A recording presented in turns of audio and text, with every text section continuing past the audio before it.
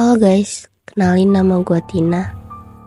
Jadi kali ini gue bakal nyeritain tentang pengalaman gue. Jadi semua ini tuh bermula pada saat gue jadi babysitter di salah satu kota. Karena gue ngerantau dan akhirnya gue nyari kerjaan pun yang ada mesnya gitu loh. Dan iya, gue dapetnya kerjaan ini, jadi seorang babysitter. Kita sebut aja calon bos gue ini namanya Kak Dera, dan suaminya Bang Rifan. Nah, jadi Kak Dera ini ngaku ke gue kalau dia itu sama suaminya Bang Rifan, mereka itu LDR, dan Bang Rifan ini lagi kerja di luar kota, jarang banget pulang. Jadi Kak Dera emang benar-benar bertiga doang sama anaknya. Karena Kak Dera juga sibuk kerja dan dia pun kerja itu dari pagi sampai malam. Makanya dia butuh babysitter buat jagain anaknya di rumah. Akhirnya ketemu sama gue, dan gue pun diajak buat kerja sama Kak Dera. Ya udah, gue terima dong tawarannya Kak Dera. Karena di situ juga posisinya kan gue lagi butuh banget kerjaan. Pas pertama kali gue datang ke rumahnya Kak Dera, gue tinggal di rumahnya Kak Dera, dan malamnya itu Kak Dera ngenalin gue ke si suaminya itu tadi, Bang Rifan. Lewat video call doang, akhirnya Bang Rifan kenalan lah sama gue.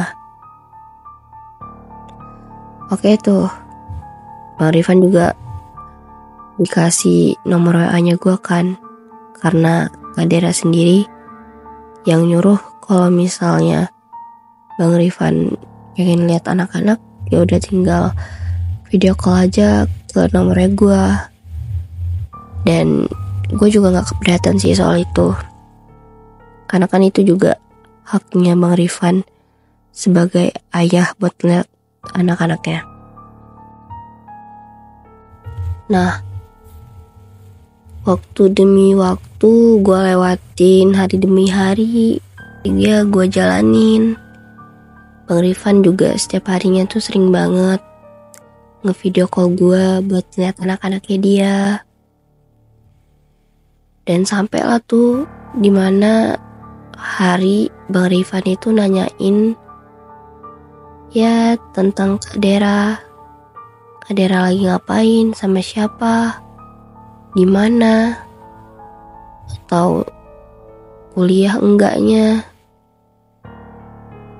Jadi kayak bener-bener Bang Rifan ini orangnya tuh super protektif banget, kebangetan gitu.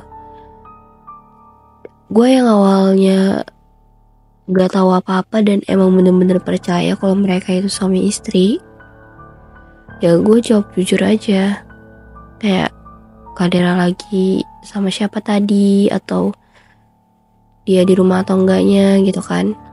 Ya gue jawab sejujur-jujurnya lah ke Bang Rifan. Nah, sampailah tuh di hari pas Kak Dera itu ternyata keluar sama temennya, tapi gue nggak tahu temennya itu cowok atau cewek. Cuman pas Bang Rifan tanyain, ya gue jawab lah dia keluar.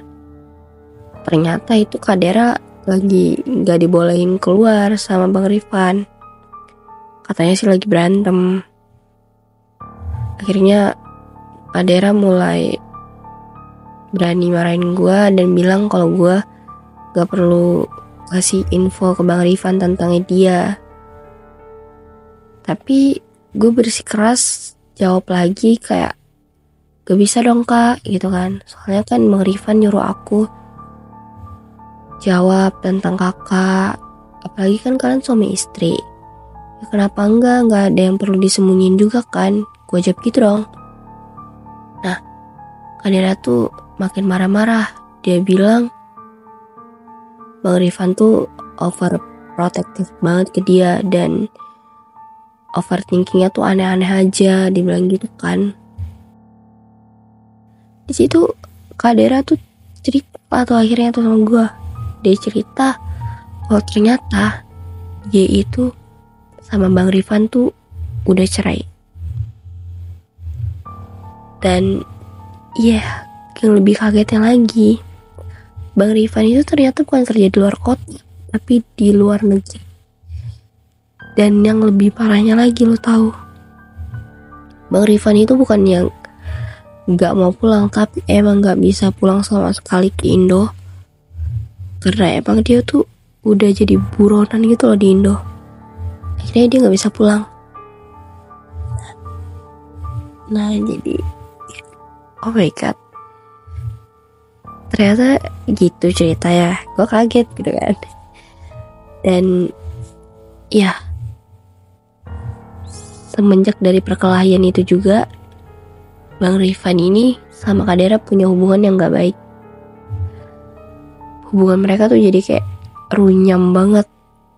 Sampai-sampai Kak Dera juga bikin Bang Rifan susah buat komunikasi ke anak. Karena nomornya Bang Rifan di HP gue tuh diblokir sama Kak Dera.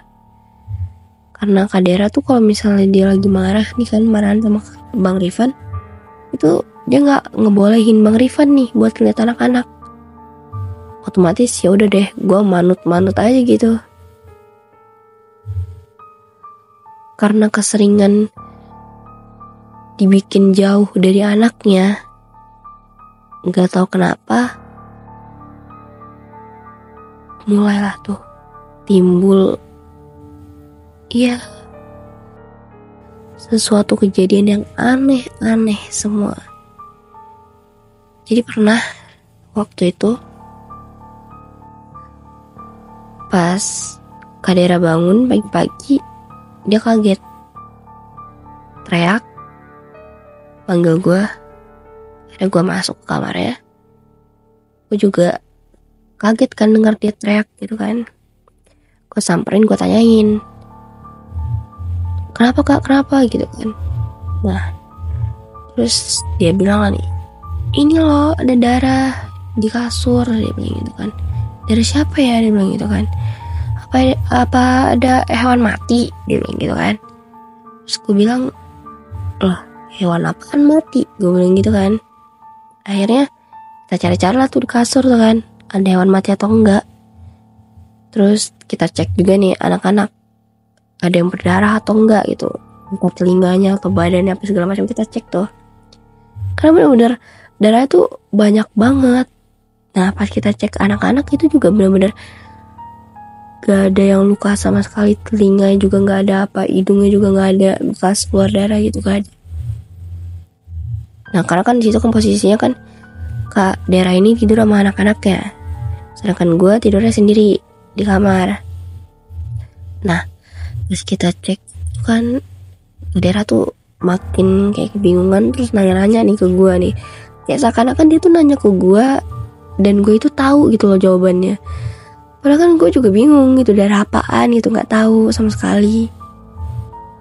Akhirnya tuh ya udahlah, gue cuci lah tuh kan spring bed.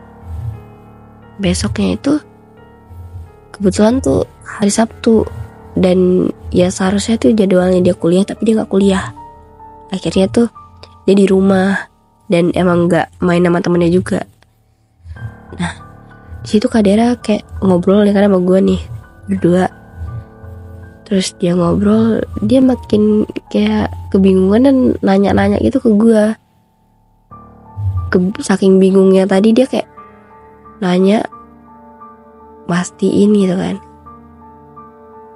kejadian yang malam tadi itu darahnya darah siapa ya gitu. Terus gue kadang kayak gak tahu apa-apa, dan itu juga kan posisinya di kamarnya dia, ya gue gak tahu lah gitu. Gue sampai bilang, ya itu mungkin darah head kakak. Terus dia bilang enggak, kakak enggak head, dia bilang itu kan. Lagi itu kan posisinya darah itu di kepala gitu, di kepalanya si bantal Kak Dera ini tadi. Nah terus aku bilang kan, ya mungkin darah apa gitu, hewan atau apa, aku bilang gitu kan. Nah sampai akhirnya tuh dia nyeletuk kayak ngomong, kakak takut deh kalau itu darah ternyata kiriman. Aku kaget kan, hah, darah kiriman dari siapa, aku bilang gitu kan. Oh mah kalau ngomong aneh-aneh, aku bilang gitu kan. Ya lagian itu anak-anak gak ada yang luka, hewan mati juga gak ada, dia bilang gitu kan. Ya emang bener sih, sebenarnya kayak janggal banget gitu. Terus akhirnya dia cerita lah tuh tentang si mantan suaminya tadi, Bang Rifan. Dia cerita, tiba-tiba banget tuh dia cerita kalau ternyata dia pernah pengen disantet sama Bang Rifan. Kayak bukan disantet sih, lebih tepatnya kayak di pelet gitu. Nah jadi pernah kedapetan kalau Bang Rifan itu minta temenin sama suaminya adiknya Kak Dera. Jadi Kak Dera kan punya adik. Nah adiknya itu punya suami. Jadi suami adiknya itu dipinta sama Bang Rifan buat nemenin dia cari pelet ke salah satu orang pintar. Karena dia pengen guna-gunain Kak Dera biar makin tempelan lah gitu sama dia kan. Jadi kayak gak mau lepas gitu dari dia. Tapi si suaminya adenya Kak Dera ini gak mau, dia nolak. Akhirnya ya gak jadi. Tapi gak tahu juga sih itu Bang Rifan bakal pergi sendiri atau enggaknya gak tahu. Cuman kalau pergi bareng suami adenya Kak Dera tadi kan gak jadi karena dia nolak. Nah itu gue kaget dengar ceritanya. Jadi gue kayak, emang masih ada ya yang gitu-gituan, gue bilang gitu kan. Terus Kak Dera bilang, ya masih lah, itu kan apa ya, itu tuh emang dari zaman dulu sampai sekarang tuh emang masih digunain banget karena mungkin lampuh, dia bilang gitu kan. Nah jadi dia kayak bawa-bawa tentang masalah lama tadi tuh ke yang kita alamin sekarang ini. Jadi kayak disangkut pautin, apa jangan-jangan ini darah kirimannya Bang Rifan, dia bilang gitu kan. Terus gue kayak, enggak lah Kak, gak mungkin gitu. Akhirnya udahlah tuh, pas malam harinya, nah beda cerita lagi. Itu malah gue yang digangguin. Gak tahu kenapa, itu kan posisinya ya Kak Dera emang gak di rumah, dia lagi nginep sama temennya gitu. Karena emang dia gak bisa pulang, kerjaannya juga banyak banget gitu kan. Dan dia kejebak macet, makanya dia gak pulang ke rumah. Nah jadi di rumah cuma ada gue sama anak-anak. Di situ gue bener-bener kayak awalnya biasa-biasa aja gitu kan, ditinggal di rumah cuma bertiga. Karena gue juga emang anaknya itu gak penakut sama sekali. Nah akhirnya itu pas gue lagi di rumah bertiga doang sama anak-anak, gue udah tidurin anak-anak. Dan ya itu posisinya gue teleponan nih kan sama pacar gue. Gue teleponan sampai jam 12 malam gitu. Nah cowok gue ini udah tidur nih. Cowok gue udah tidur dan gue belum tidur. Gue kelaparan di situ kan, tengah malam. Ada gue pengen masak. Nah gue ke dapur lah tuh. Ini kan lampu rumah semua dimatiin kan, lampu tengah, lampu kamar segala macam itu dimatiin, kecuali lampu di dapur. Itu posisi gelap banget. Gue ngerasa ada orang yang jalan, tapi gue masih diem. Akhirnya gue masak lah tuh ke dapur. Selesai gue masak, gue balik lagi ke kamar, makan di kamar. Nah di situ kan di kamar gue tuh ada jendela tuh kan. Nah di jendelanya itu tadi kayak gerak sendiri gitu loh, jendela kayak ada yang megangin. Terus gue kaget kan, kayak loh itu siapa gitu kan. Bukan apa, gue takutnya maling gitu kan, pengen masuk rumah karena tahu gue cuman sendirian gitu di rumah, ibaratnya kan cuman ada anak-anak lah. Dan itu pun mereka kan masih kecil-kecil, jadi mungkin orang-orang ngiranya gue juga udah tidur dan gue takut gitu sendiri gitu kan. Makanya tuh gue takut banget, dan akhirnya gue coba deketin lah tuh jendela buat lihat ada orang atau enggaknya gitu kan. Nah pas gue intip gak ada siapa-siapa ya. Pagi itu kan jendela kan juga udah gue kunci juga kan. Akhirnya ya udah tuh gue tinggalin jendela tadi. Akhirnya gue taruh piring ke belakang, ke dapur. Gue balik lagi ke kamar. Nah disitu gue udah mulai siap-siap buat tidur nih. Pas gue mau pejemin mata, pengen merem kan. Nah itu kayak ada orang yang nangis-nangis di sebelah kamar gue. Terus gue kaget dong. Lah siapa yang nangis? Perasaan ini rumah jauh dari orang-orang, kenceng banget orang yang nangis gitu. Kayak bukan tetangga yang nangis, ini malah yang nangis tuh kayak bener-bener di sebelah kamar gue. Akhirnya gue mulai ngerasa gak enak. Gue bangunin lah itu cowok gue suruh bangun, woi bangun gitu kan. Terus dia bangun, dia tanyain lah kenapa dia bilang gitu kan. Lu jangan tidur, gue bilang gitu kan. Lah kenapa dia bilang gitu, jagain gue dulu, gue pengen tidur. Soalnya gue lagi ngerasa gak enak banget ini, kayak apa ya pokoknya gak enak aja. Gue gak mau langsung ngomong tuh kalau gue lagi ngedenger sesuatu. Jadi kayak gue bilang aja tuh, pokoknya gue lagi gak enak, gue bilang gitu. Gue pengen lu nya ntar dulu tidur, gue dulu yang tidur, gue bilang gitu kan. Akhirnya dia setuju lah tuh. Ya udah, akhirnya gue tidur, bisa tidur. Nah paginya tuh gue cerita lah nih sama Kak Dera. Kak Dera malah ketawa-ketawa kayak bilang ke gue, alah gak mungkin lah itu, dibilang gitu kan. Lagian siapa juga ya nangis malam-malam tengah malam, dia bilang gitu kan.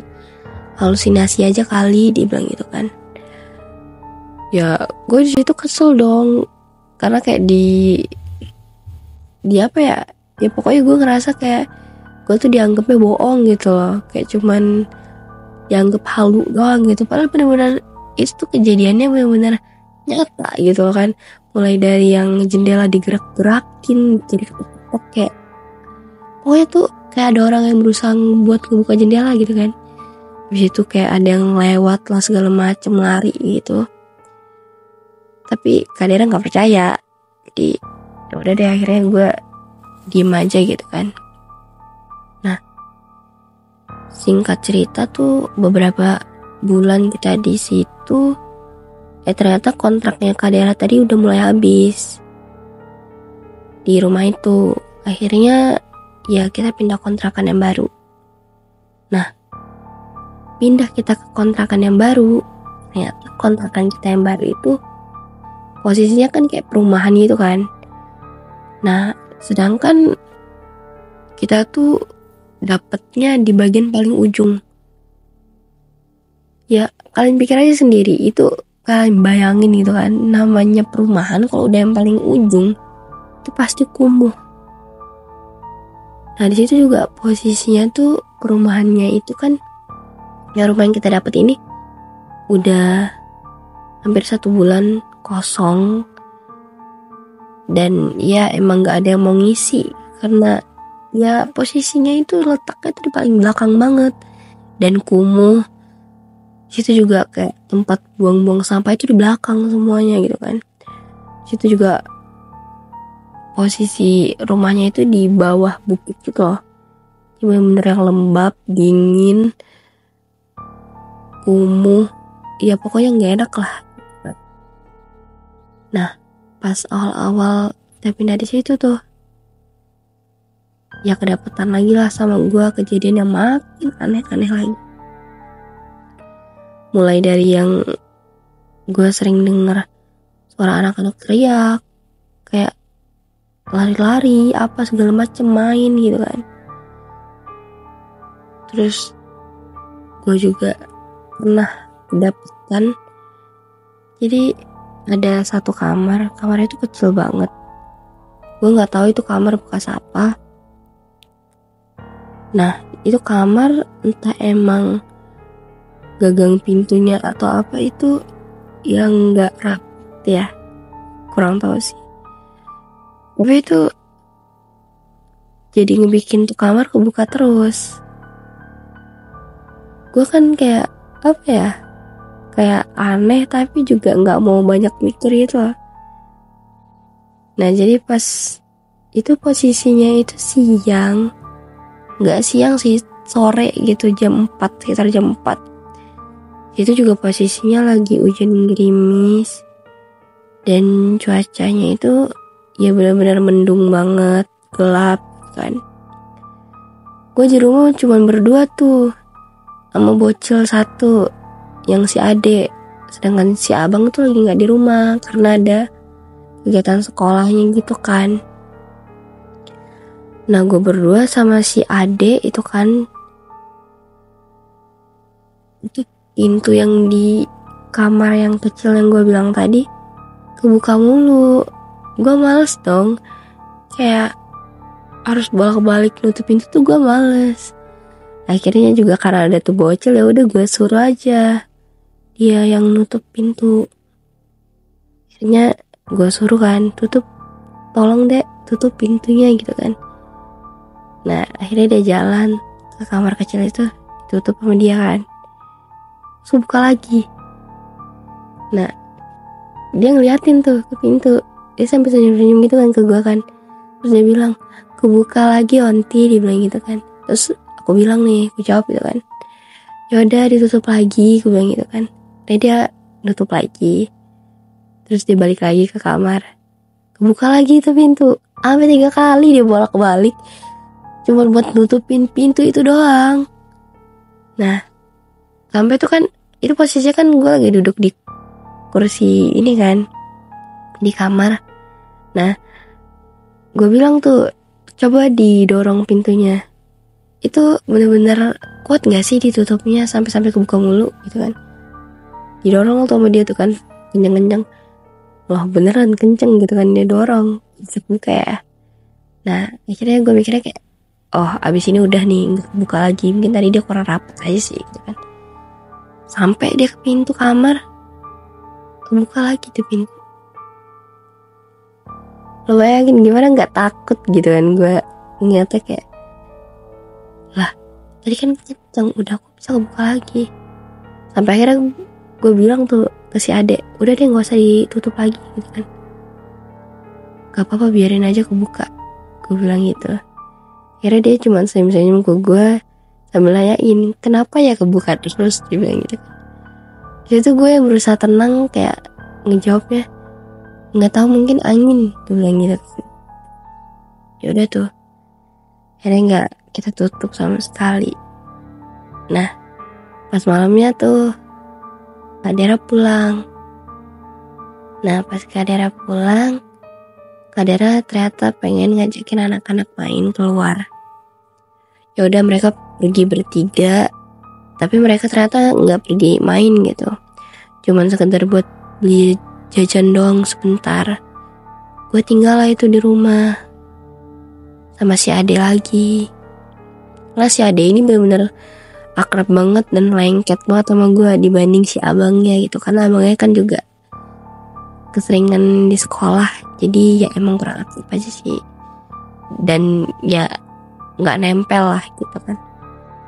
Akhirnya di situ gue kira awalnya tuh si Ade yang dalam kamar mandi, kayak suara bocil lagi main air, terus kayak bukan ngomong, lebih tepatnya kayak cuman gitu kan. Lah gue kira tuh si Ade, jadi gue panggil lah tuh kan di kamar mandi, tapi di depan pintunya itu doang gue panggil, Ade jangan main air gitu kan, udah malam nanti dingin, gue bilang gitu kan. Sini di kamar sama Onti di kamar gitu kan. Nah gak ada jawaban tuh. Bocah biasa dia ngejawab iya gitu kan, tapi ini gak ada jawab sama sekali. Nah akhirnya gue kan udah di kamar tuh kan posisinya kan. Pas gue ke kamar, gimana gue kagak kaget, ternyata tuh bocah di depan TV kamar gue. Kaget dong. Nah terus tadi nih kamar mandi siapa? Ayo. Itu gue sumpah, gue pengen ngebalikin lagi, kayak pengen ngulang ke kamar mandi lagi, tapi takut. Akhirnya ya udah deh gitu, lupain aja. Udah akhirnya kita nonton tuh berdua di situ kan. Sampai akhirnya Kak Dera pulang, udah deh. Kak Dera pulang, siap-siap beres-beres, bersih-bersih si abang. Akhirnya kita mulai tidur. Nah kita tidur. Setelah ngalamin kejadian yang banyak, sebenarnya ceritanya tuh banyak banget yang mistisnya di rumah itu, tapi nggak bisa gue ceritain satu-satu soalnya banyak banget kan.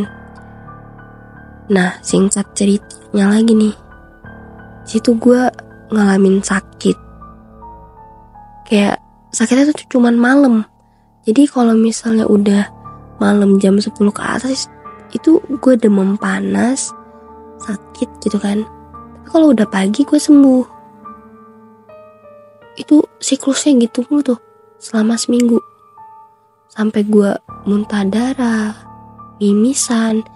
Yang gue awalnya tuh terakhir mimisan waktu kecil banget itu. Nah itu malah kejadian lagi pas gue sekarang udah gede gitu kan. Makanya gue kaget, tiba-tiba mimisan ya, perasaan gue kagak ada ngapa-ngapain gitu kan. Panas-panasan juga enggak gitu, orang cuma di rumah gitu kan. Nah akhirnya gue sering sakit-sakit gitu dibawa nih ke rumah sakit buat konsultasi gitu kan sama Kak Dera. Kak Dera bawa gue ke rumah sakit, diobatin, dan kata dokter, ya dokter cuman kayak bilang ini mungkin cuman mah aja, tapi gue makan teratur gitu kan. Tapi emang gue punya riwayat penyakit mah, ya mungkin karena gue punya riwayatnya tadi, ya makanya dokter bilangnya kalau gue itu sakit karena mah aja gitu. Ceritain sama Kak Dera juga, si dokter ini tadi kayak cuma bilang ya sakitnya gue itu ya mungkin emang apa ya emang demamnya aja gitu datangnya jam segitu. Kayak dia tuh berusaha mempositifkan pikiran lah gitu kan. Tapi setelah gue berobat rumah sakit, ternyata gue masih sama aja, kayak gitu-gitu aja dan gak ada perubahan sama sekali. Akhirnya tuh Kak Dera bilang kalau dia tuh gak enak badan, mulai ngerasa gak enak badan. Dan dia tuh baru ngomongnya tuh pas itu gitu. Sebelum-sebelumnya kenapa dia gak mau ngomong, sedangkan gue ini udah ngerasain itu tuh sebelum-sebelumnya. Gue pengen ngomong juga gue takut gak dipercaya gitu kan. Akhirnya Kak Dera manggil Ustadz tuh pas hari itu. Jadi kita diruqyah, dan bener aja, pas gue diruqyah itu gue muntah banyak banget. Dan muntah itu cuman kayak muntah apa sih, gue juga bingung. Untuk muntah yang ngeluarin sisa makanan itu enggak, kayak muntah itu cuman kayak muntah air tapi kuning-kuning gitu loh, pokoknya gitu lah ya, kurang lebih gitu kan. Nah akhirnya tuh si ustadznya juga bilang kalau ternyata gue itu kena santet. Jadi kayak gue aneh loh, kok bisa gue yang kena santet lah, siapa yang gak suka sama gue gitu kan. Nah si ustadz tadi bilang ini sebenarnya santetnya bukan tujuannya tuh ke gue langsung. Jadi kayak sebenarnya santet itu ditaruhnya tuh ke rumah ini buat ngenain Dera. Tapi karena gue emang orangnya lemah bulu, nggak sih kata-katanya tuh, itulah kalau bahasa orang gue gitu kan, orang daerah gue tuh bilangnya lemah bulu. Jadi emang gue tuh orangnya sama hal-hal mistis itu gampang kena gitu. Dan ya si ustadz tadi bilang kalau pelet itu tuh kiriman tapi bukan buat gue. Itu tuh buat Kak Dera, tapi ya emang nanya aja ke gue. Nah akhirnya